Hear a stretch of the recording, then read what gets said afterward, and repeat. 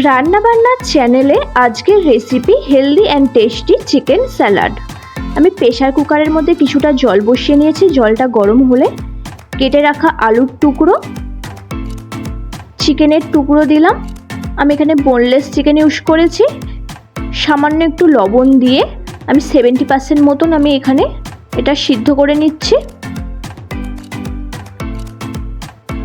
এরপর কড়াই বসিয়ে আমি কিছুটা সর্ষের তেল দিলাম। আপনারা এখানে সাদা তেলও ইউজ করতে পারেন। দুটো শুকনো লঙ্কা, কিছু গাজরের টুকরো দিয়ে একটু হালকা ভেজে নিলাম। পেঁয়াজ কুচি, আদা রসুনের পেস্ট দিয়ে একটু কষিয়ে টমেটো কুচি, কাঁচা লঙ্কা কুচি, সামান্য একটু লবণ, একটু হলুদ দিয়ে আবারও একটু কষিয়ে কিছু ক্যাপসিকাম কুচো দিলাম, দিয়ে আরেকটু ভেজে নিলাম। 1 চামচ মতন গোলমরিচের গুঁড়ো দিয়েছি, দিয়ে ভালো করে কষিয়ে সামান্য একটু চিনি দিলাম ব্যালেন্সটা ঠিক রাখার জন্য। আপনারা স্কিপও করতে পারেন।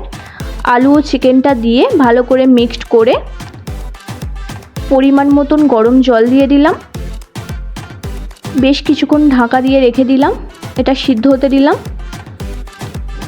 এরপর এটা সিদ্ধ হয়ে গেলে জলটা অনেকটাই কমে এসেছে, সামান্য একটু লেবুর রস ছড়িয়ে দিলাম। এটা একটা টেস্টিফুল রেসিপি, সকলে ট্রাই করতে পারেন। ভিডিও ভালো লাগলে চ্যানেলটি সাবস্ক্রাইব করুন, লাইক কমেন্ট করতে ভুলবেন না।